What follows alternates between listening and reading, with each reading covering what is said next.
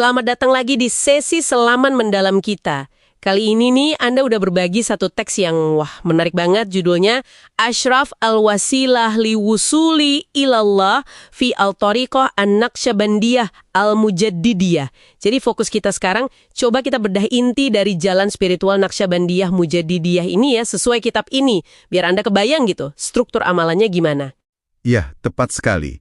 Teks ini tuh bisa dibilang kayak semacam peta jalan spiritual yang lumayan detail ya. Ini ditulis oleh Al-Syeikh Ahmad Ashraf Al-Kalantani atas bimbingan gurunya. Kita nanti fokusnya ke syarat-syarat dasarnya dan yang paling penting, 4 pilar utama atau usul. Nah, ini yang jadi tulang punggung amalan harian di tarekat ini. Oke, menarik. Jadi sebelum ke pilar utama itu ada fondasinya dulu ya. Teks ini nyebut 4 syarat dasar, semacam tiket masuknya gitu. Bener, Mbak? Betul. Kayak semacam kualifikasi awal gitu. Pertama, ditekankan banget pegangan kuat sama akidah Ahlus Sunnah wal Jamaah. Maksudnya Asy'ariyah dan Maturidiyah. Kedua, taubat nasuha. Taubat yang sungguh-sungguh. Gitu, dari dosa lahir dan batin. Ketiga, ittiba. Ini komitmen buat ikut sunnah Nabi dan syariat. Dan keempat, yaitu menjauhi bid'ah. Perkara baru dalam agama yang dianggap sesat. Nah, ini fondasinya. Harus ada dulu. Paham. Jadi kalau fondasi ini udah kuat, baru deh kita masuk ke amalan intinya, 4 usul tadi. Coba kita mulai dari yang pertama, suhbat. Ini soal hubungan sama guru kan ya? Ya, suhbat itu intinya membangun hubungan pendampingan yang dekat banget sama guru spiritual yang dianggap sempurna. Syekh Kamil istilahnya. Teks ini detail banget loh soal adab etiketnya.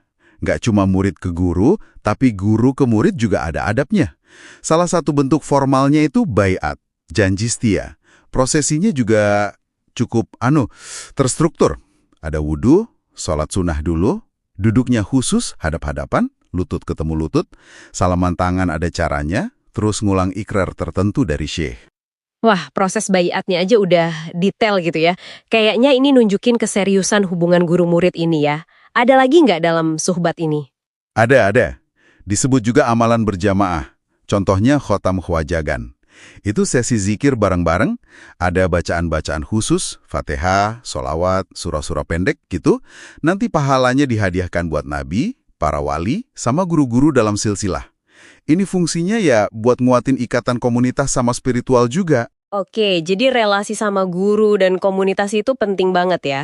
Nah, gimana sama usul kedua, rabitah? Ini kedengerannya lebih personal, internal gitu ya? Banget, ini internal banget. Rabitah itu digambarin sebagai ikatan hati murid ke syekhnya. Caranya agak unik nih. Jadi, membayangkan wajah syekh di antara kedua mata kita. Bahkan pas syekhnya nggak ada atau udah wafat sekalipun. Nah, yang menarik, rabitah ini dilihat bukan cuma kayak kenangan biasa, tapi semacam mekanisme aktif buat narik faid. Itu kayak limpahan spiritual gitu, dari syekh secara gaib. Tujuannya bisa sampai ke tahap fana, lebur gitu dalam sifat syekh. Faedahnya juga disebut misal cara minta bantuan rohani pas ziarah ke makam orang soleh. Wow, ini konsepnya dalam juga ya. Jadi hubungan spiritual itu bisa melampaui kehadiran fisik gitu. Oke, ini ngebawa kita ke usul ketiga, zikir askar, mengingat Tuhan. Apa nih yang khas di sini menurut teks ini? Kalau di sini, fokus utamanya itu zikir khofi, zikir yang tersembunyi di dalam hati, bukan diucapkan lisan. Ada 2 bentuk utama yang disebut. Zikir ismuzat, itu ngulang Allah dalam hati, sama zikir nafi isbat, la ilaha illallah dalam hati juga. Teks ini juga, detail banget soal adab berzikirnya. Adabnya gimana tuh? Pasti ada rinciannya ya? Iya, intinya sih persiapan yang matang, luar dalam. Harus suci badannya, pakaiannya, tempatnya. Makanya perlu wudhu. Cari tempat yang sepi, kalau bisa gelap, terus menghadap kiblat, duduknya tawaru, istighfar sama selawat dulu sebelum mulai.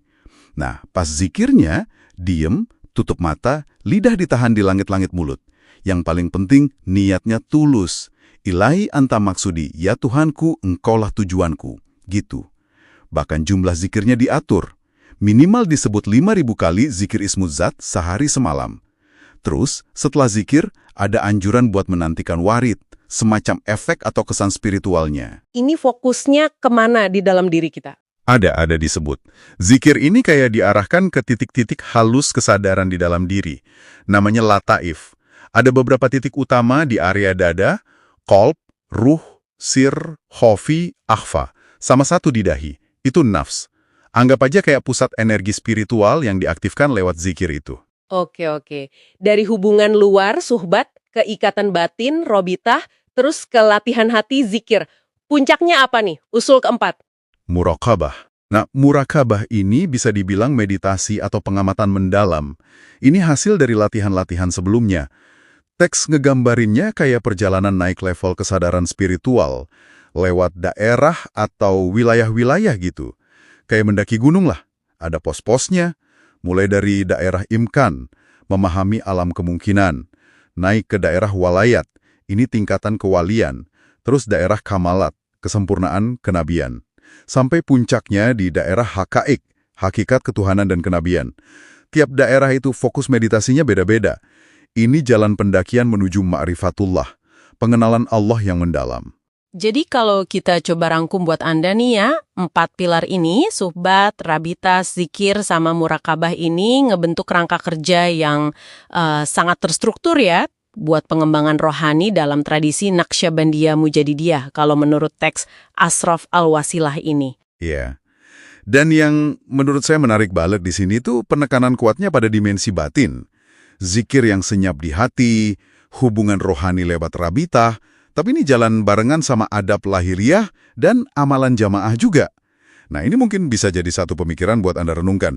Gimana ya kira-kira keseimbangan antara dunia batin yang tersembunyi ini sama praktik lahiriah yang kelihatan itu ngebentuk pengalaman seseorang dan cara dia ngelihat kehidupan sehari-harinya di jalan spiritual macam ini.